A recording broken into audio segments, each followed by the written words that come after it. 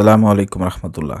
ক্ষমতায় আসার আগে বিএনপির নেতাকর্মীরা চাঁদাবাজি শুরু করছে, তার একটা প্রমাণ আপনাদেরকে আমি আবার দেখাচ্ছি। স্ক্রিনে দেখতে পাচ্ছেন বিএনপি কর্মী চাঁদার দাবির মুখে হাসপাতালে ব্যবসায়ী।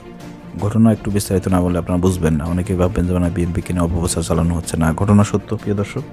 যশোরে বিএনপি কর্মীদের চাঁদা দাবির চাপে অসুস্থ হয়ে হাসপাতালে ভর্তি হয়েছেন রকুনুজ্জামান ইবাদ নামে এক ব্যবসায়ী। দেখেন, চিন্তা করেন, ক্ষমতায় আসার আগেই চাঁদাবাদী।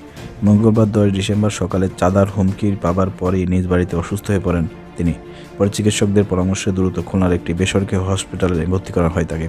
ইবাদ মনিরামপুর উপজেলার শ্যামকুর ইউনিয়নের আমিনপুর গ্রামের জয়নাল সর্দারের ছেলে ও কাঠ ব্যবসায়ী।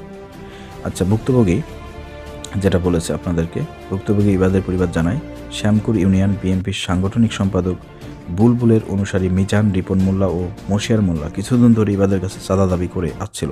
পাশাপাশি বিভিন্ন হুমকিও দেওয়া হচ্ছিল তাকে, এমনকি চাঁদা না দিলে হত্যার হুমকিও দেওয়া হয়। পরে মঙ্গলবার সকালে বিএনপি কর্মী মশিয়ার মোল্লা ব্যবসায়ী ইবাদের সঙ্গে দেখা করেন এবং বিভিন্ন ভয়ভীতি দেখে ওই দিন সন্ধ্যার মধ্যে তাদের নেতা বুলবুলের সঙ্গে দেখা করতে বলেন। এতে আরও চাপে ও চিন্তায় পড়ে যান ইবাদ। এমন পরিস্থিতিতে হঠাৎ অসুস্থ হয়ে পড়েন তিনি। পরে স্থানীয় চিকিৎসকের পরামর্শে দ্রুত খুলনা একটি বেসরকারি হসপিটালে নিয়ে যাওয়া হয় তাকে। ব্যবসায়ী ইবাদের পরিবার অভিযোগ করে, চাঁদার দাবি করে যখন হুমকি দেওয়া হচ্ছিল তখন আমরা ভয়ে কাউকে কিছু বলতে পারিনি, বরং টাকা ম্যানেজ করার চেষ্টা করেছি, কারণ বাড়িতে ইবাদের বৃদ্ধ বাবা মা, স্ত্রী ও ছোট ছোট 3টি সন্তান আছে। ইবাদের বড় মেয়ে একা স্কুলে যাতায়াত করে, যদি তারা কোনো ক্ষতি করে সেই ভয়ে আমরা মুখ খোলার সাহস পাইনি। কিন্তু এখন এলাকায় সব কিছু জানাজানি হয়ে গেছে, এমন পরিস্থিতিতে বাড়িতে থাকতেও ভয় পাচ্ছি। ইবাদকে নিয়ে ব্যস্ত থাকায় এখনও পুলিশে অভিযোগ জানাতে পারেনি, সুস্থ হলে থানায় অভিযোগ জানাবো। এ বিষয়ে উপযুক্ত রিপন মোল্লা মুঠোফোনে বলেন, কয়েকদিন আগে একটা গ্রাম্য সালিশে ইবাদকে নিয়ে আলোচনা হয়, এর বাইরে কিছু ঘটেনি। শোনা যাচ্ছে ইবাদ নাকি শারীরিকভাবে অসুস্থ হয়ে পড়েছেন, এটা সাধারণ নাটক হতে পারে। বুলবুলের নেতৃত্ব চাঁদা চাওয়ার বিষয়ে জানতে চাইলে তিনি কোনো মন্তব্য করতে রাজি না হয়ে বরং মোবাইলের সংযোগ বিচ্ছিন্ন করে দেন। অভিযোগের বিষয়টি জানতে শ্যামকুর ইউনিয়ন বিএনপির সাংগঠনিক সম্পাদক বুলবুলের মুঠোফোনে একাধিকবার কল দিলেও ফোনটি রিসিভ হয়নি।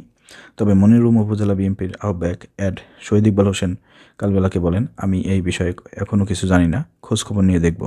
যদি দলের কেউ অপরাধী প্রমাণ হয়ে থাকে তাহলে তার বিরুদ্ধে সাংগঠনিক ব্যবস্থা নেওয়া হবে। এ বিষয়ে বিএনপির কেন্দ্রীয় নির্বাহী কমিটি ভারপ্রাপ্ত সাংগঠনিক সম্পাদক খুলনা বিভাগ আনিন্দ ইসলাম অমিত কালবেলাকে বলেন, বিষয়টি দুঃখজনক, তবে আমি আপনার থেকে বিষয়টি জানলাম। প্রথম আমি খোঁজ নিয়ে দলীয় ব্যবস্থা গ্রহণ করব। বিএনপি কোনো অন্যায়কে প্রশ্রয় দেয়নি, ভবিষ্যতেও দেবে না। আমরা এই বিষয়ে কঠোর। প্রিয় দর্শক, উল্লেখ্য, রিপন মোল্লা, মশিয়ার মোল্লার বিরুদ্ধে আগেও চাঁদাবাজির দাবিতে একাধিকবার ব্যবসা প্রতিষ্ঠানে হামলা, ভাঙচুর ও ব্যবসায়ীদের হত্যার হুমকি দেওয়ার অভিযোগ আছে। সর্বশেষ গত 15 অক্টোবর 2 ব্যক্তিসহ 5 জন চাঁদা না পেয়ে এক মাছের ঘের মালিকের উপর হামলা করে ভাঙচুর ও লুটপাট করেন তার মৎস্য ঘেরে। পরে এই ঘটনায় প্রতিবাদ, চাঁদাবাজ মুক্ত পরিবেশে ব্যবসা এবং নিরাপত্তা চেয়ে মানববন্ধন করেন ব্যবসায়ী, স্থানীয় জনসাধারণ।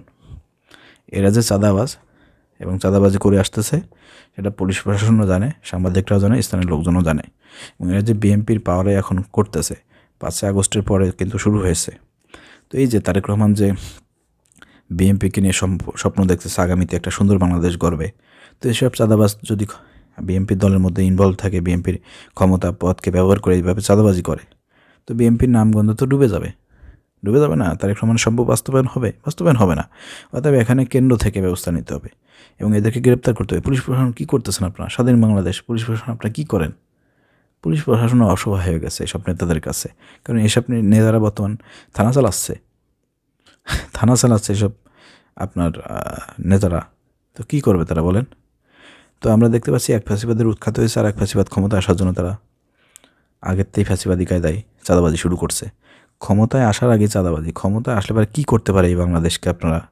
আওয়ামী লীগের চাইতেও, ছাত্রলীগের চাইতেও এরা বেশি চাঁদাবাজি করবে, তার প্রমাণ আমরা দেখতে পাচ্ছি। অতএব বাংলাদেশের মানুষকে সিদ্ধান্ত গ্রহণ করতে হবে যে আগামীতে কোনো ফ্যাসিবাদকে, কোনো চাঁদাবাজকে আমরা ক্ষমতা দেখতে চাই না। আমরা ক্ষমতা দেখতে চাই ইসলামী দল বাংলাদেশ জামাত ইসলামীকে।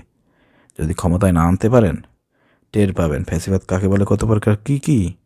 আওয়ামী লীগকে আর কটটুক দেখছেন, ছাত্রলীগ যুবলীগকে কটটুক দেখছেন, তার চেয়ে ডাবল যদি না দেখেন তারপরে বলেন যে ভাই মিথ্যা বলছেন। এখনই দেখেন মিয়া, অন্তর্বর্তীকালীন সরকারের এই সময় অসুস্থ করে একজন লোককে অসুস্থ বানায় ফেলছে চাঁদার চাপে, চিন্তা করে দেখেন। আর তারা ক্ষমতা আসার জন্য পায়তারা করতেছে। ক্ষমতায় আনবেন কি আনবে না জনগণের সিদ্ধান্ত, আপনারা ডিসিশন নেবেন, চিন্তা করবেন। আমাদের কাজ হচ্ছে সত্য তুলে ধরা। সাংবাদিকরা নিউজ করেছে, আমরা সত্যটা তুলে ধরলাম, ঠিক আছে? তা আপনারা সিদ্ধান্ত গ্রহণ করবেন। প্রিয় দর্শক, ডিসিশন আপনাদের হাতে, ক্ষমতা আপনাদের হাতে, পাওয়ার ভোট আপনাদের হাতে। ফ্যাসিবাদকে ক্ষমতায় আনবেন নাকি ইসলামকে ক্ষমতায় আনবেন, সিদ্ধান্ত আপনাদের। ধন্যবাদ।